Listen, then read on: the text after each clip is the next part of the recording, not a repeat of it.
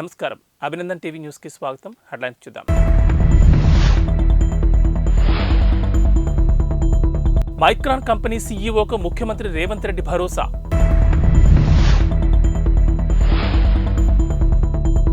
CM Revanth రెడ్డిని కలిసిన Harvard university అధ్యాపకుల బృందం.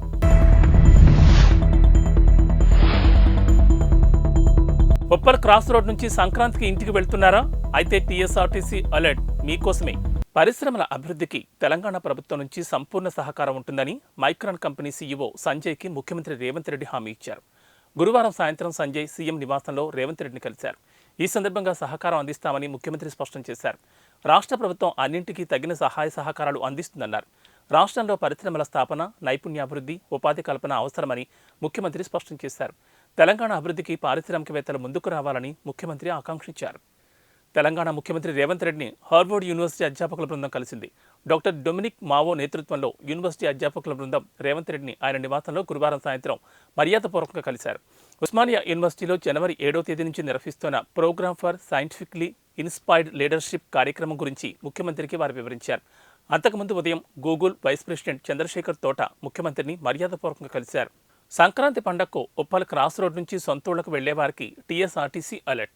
ఉప్పల్ క్రాస్ రోడ్ నుంచి వరంగల్ దిశగా కొన్ని ప్రాంతాలకు వెళ్లే బస్సులు ఆగే స్థలాన్ని మార్చినట్లు తెలిపింది.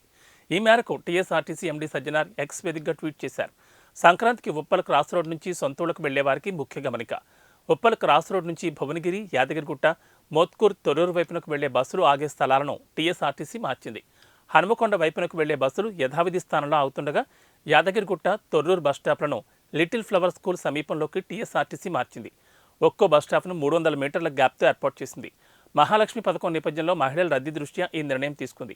కాబట్టి ఈ సంక్రాంతికి రెగ్యులర్, స్పెషల్ బస్సులన్నీ ఉప్పల్ క్రాస్ రోడ్ సమీపంలోని ఈ బస్ స్టాప్ నుంచే బయలుదేరతాయి. ప్రయాణికులందరూ ఈ విషయాన్ని దృష్టిలో ఉంచుకుని క్షేమంగా గమ్యస్థానాలకు చేరుకోవాలని టీఎస్ఆర్టీసీ కోరుతోందని సజ్జనార్ ట్వీట్ చేశారు. ఇటీవల శాసనసభలో కాంగ్రెస్ పార్టీకి తాము ట్రైలర్ మాత్రమే చూపించామని, ఇక ముందు సినిమాను చూపిస్తామని బీఆర్ఎస్ సిద్దిపేట ఎమ్మెల్యే హరీష్ రావు అన్నారు. గురువారం ఆయన మాట్లాడుతూ తెలంగాణ ప్రయోజనాలు కాపాడడం బీఆర్ఎస్ వల్లే సాధ్యమవుతుందన్నారు. కాళేశ్వరం ప్రాజెక్టు, విద్యుత్ అంశాల్లో తమ హయాంలో భారీ అవినీతి జరిగిందని కాంగ్రెస్ నాయకులు అబద్ధ ప్రచారం చేస్తున్నారని విమర్శించారు.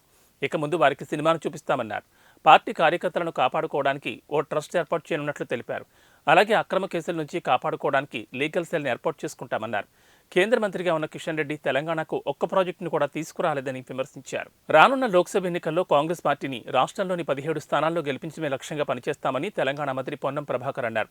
అసెంబ్లీ ఎన్నికల్లో పార్టీకి పట్టం కట్టిన ప్రజలు పార్లమెంట్ ఎన్నికల్లోనూ తమ పార్టీ వైపే చూస్తున్నారన్నారు. రాష్ట్రంతో పాటు కేంద్రంలోనూ కాంగ్రెస్ ప్రభుత్వం ఉంటేనే తెలంగాణకు మరిన్ని నిధులు వస్తాయన్నారు. రానున్న లోక్సభ ఎన్నికల్లో అనుసరించాల్సిన వ్యూహంపై పార్టీలు చర్చించామన్నారు. రానున్న లోక్సభ ఎన్నికల్లో కాంగ్రెస్ 17 లోక్సభ స్థానాలకు గాను 14 చోట్ల ఖచ్చితంగా గెలుస్తుందని మంత్రి ఉత్తమ్ కుమార్ రెడ్డి ధీమా వ్యక్తం చేశారు. నల్గొండ లోక్సభ స్థానం నుంచి కాంగ్రెస్ పార్టీ అభ్యర్థిని 3 లక్షలకు పైగా మెజార్టీతో గెలిపిస్తామన్నారు. లోక్సభ ఎన్నికల్లో అనుసరించాల్సిన వ్యూహాలపై పార్టీలో చర్చించినట్లు తెలిపారు. కాగా అంతకుముందు లోక్సభ స్థానాల సమన్వయకర్తలతో ఏఐసీసీ నేతలు సమావేశం నిర్వహించారు. గూగుల్ వైస్ ప్రెసిడెంట్ చంద్రశేఖర్ తోట తన ప్రతినిధులతో కలిసి తెలంగాణ ముఖ్యమంత్రి రేవంత్ రెడ్డిని మర్యాదపూర్వకంగా కలిశారు. రాష్ట్రంలో పెట్టుబడులపై వారి మధ్య చర్చ జరిగింది. ప్రభుత్వంతో కలిసి పనిచేయడానికి గూగుల్ వైస్ ప్రెసిడెంట్ సంసిద్ధతను వ్యక్తం చేశారు. ఆర్టిఫిషియల్ ఇంటెలిజెన్స్ ప్రతి రంగాన్ని ప్రభావితం చేస్తోందని, వ్యవసాయం, విద్య, ఆరోగ్యం వంటి అంశాల్లో తెలంగాణ కోసం డిజిటలైజేషన్ అజెండాను అభివృద్ధి చేయడంలో భాగస్వాములు కావడంతో పాటు తెలంగాణ పౌరుల అవసరాలను తీర్చడానికి నాణ్యమైన సేవలను అందించేందుకు విస్తృతమైన సాంకేతికత, నైపుణ్యం తమ వద్ద ఉన్నాయని ముఖ్యమంత్రికి చంద్రశేఖర్ వివరించారు. ఈ సందర్భంగా గూగుల్ మ్యాప్స్, గూగుల్ ఎర్త్ ప్లాట్ఫామ్ల ద్వారా సాధ్యమయ్యే రహదారి భద్రతపై కూడా ముఖ్యమంత్రి చర్చించారు. ఈ సమావేశంలో మంత్రులు శ్రీధర్ బాబు, కోమటిరెడ్డి వెంకటరెడ్డి కూడా పాల్గొన్నారు. భారత వాతావరణ విభాగం ఐఎండీ కీలక ప్రకటన చేసింది. వాతావరణ పరిస్థితులను చిన్నకారు రైతులు గ్రామీణ స్థాయిలో సైతం తెలుసుకునేందుకు వీలుగా మొత్తం 12 భారతీయ భాషల్లో గ్రామ పంచాయతీ స్థాయిలో వాతావరణ అంచనాలను విడుదల చేయనున్నట్లు వెల్లడించింది. వచ్చే వారం నుంచి ఇంగ్లీష్, హిందీతో పాటు ఇతర భాషల్లో సమాచారాన్ని అందించనున్నట్లు IMD director general Mrutyunjay Mohapatra గురువారం తెలిపారు.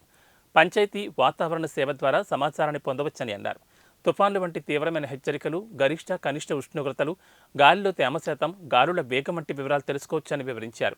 దేశంలో ప్రతి గ్రామంలో తక్కువలో తక్కువ 5-6 రైతులకు నేరుగా వాతావరణ రిపోర్టులు పంపించాలన్నదే తమ లక్ష్యమని మహాపాత్ర వెల్లడించారు. వాతావరణానికి సంబంధించిన సూచనలు, సలహాలను మండలాల స్థాయి నుంచి గ్రామాల స్థాయికి తీసుకెళ్లడం సాధ్యమైందని ఈ సందర్భంగా ఆయన అన్నారు. రానున్న 5 ఏళ్లలో రాడార్ల సంఖ్య 39 నుంచి 86కి పెరుగుతుందని, రాష్ట్రాలతో కలిసి ఆటోమేటిక్ వాతావరణ కేంద్రాలను పెంచుతున్నామని తెలిపారు. టాలీవుడ్ నటి శ్రీ రాపాక ఎన్నికల బరిలో దిగేందుకు ఉత్సాహం చూపిస్తున్నారు. తనకు జగన్ అంటే చాలా ఇష్టమని, ఈ 5 ఏళ్లలో ఆయన పరిపాలన ఎంతో బాగుందని కితాబునిచ్చారు. నవరత్నాల పథకాలను సక్రమంగా అమలు చేస్తున్నారని, ప్రతి ఒక్క వర్గానికి న్యాయం చేస్తున్నారని కొనియాడారు. జగన్ అవకాశం ఇస్తే ఎన్నికల్లో పోటీ చేస్తానని చెబుతున్నారు. తాను స్వతహాగా క్రీడాకారిణని, ఖోఖో, కబడ్డీ, బాస్కెట్బాల్ పోటీల్లో జాతీయ స్థాయి వరకు వెళ్లానని శ్రీ రాపాక వెల్లడించారు. ఆ తర్వాత ఫ్యాషన్ డిజైనింగ్ కోర్సు చేసి హైదరాబాద్ వెళ్లానని, సినిమా రంగంలో ప్రవేశించారని వెల్లడించారు. ఇవాళ గుడికి వచ్చిన జగన్ మళ్లీ సీఎం కావాలని దేవుణ్ణి కోరుకున్నారని రాపాక్ తెలిపారు. జగన్ ఆశీర్వదిస్తే వచ్చే ఎన్నికల్లో గోపాలపురం నియోజకవర్గం నుంచి వైసీపీ తరపున పోటీ చేస్తానని మనసులో మాటను వెల్లడించారు. టీమిండియాతో 5 టెస్టుల సిరీస్ కోసం ఇంగ్లాండ్ జట్టు భారత పర్యటనకు వస్తోంది. జనవరి 25 నుంచి హైదరాబాద్లోని ఉప్పల్ స్టేడియంలో టీమిండియా ఇంగ్లాండ్ తొలి టెస్ట్ జరగనుంది. కాగా ఈ మ్యాచ్కు తెలంగాణలోని ప్రభుత్వ గుర్తింపు ఉన్న పాఠశాలల విద్యార్థులకు ఉచిత ప్రవేశం కల్పించనున్నారు.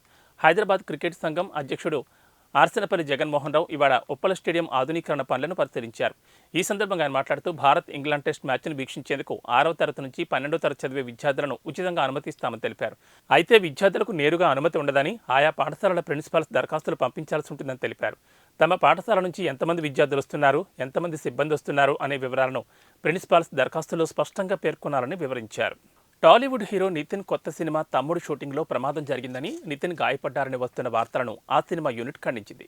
షూటింగ్లో ఎలాంటి ప్రమాదం జరగలేదని క్లారిటీ ఇచ్చింది. హీరో నితిన్ భుజం నొప్పితో ఇబ్బంది పడుతున్నాడని, అందుకే షూటింగ్ బ్రేక్ ఇచ్చామని తెలిపింది. దిల్ రాజు నిర్మిస్తున్న ఈ సినిమాకు వేణు శ్రీరామ్ దర్శకత్వం వహిస్తున్నారు.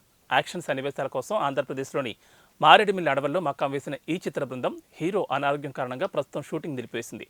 నితిన్ ప్రస్తుతం ఇంట్లోనే విశ్రాంతి తీసుకుంటున్నారని సినిమా యూనిట్ వర్గాలు తెలిపాయి. కాగా నితిన్ హీరోగా వచ్చిన ఇటీవల సినిమాలు ఎక్స్ట్రా, ఆర్డినరీ మ్యాన్, మాచర్ల నియోజకవర్గం ప్రేక్షకులను పెద్దగా ఆకట్టుకోలేదు. దీంతో తమ్ముడు సినిమా కోసం నితిన్ అభిమానులు ఆసక్తిగా ఎదురుచూస్తున్నారు. ఈ క్రమంలోని సినిమా షూటింగ్లో నితిన్ గాయపడ్డారంటూ ప్రచారం జరగడంతో అభిమానుల్లో ఆందోళన వ్యక్తమైంది. దీంతో తమ్ముడు సినిమా యూనిట్ తాజాగా వివరణ ఇచ్చింది. ఇవి బులెటిన్ విశేషాలు. నమస్కారం.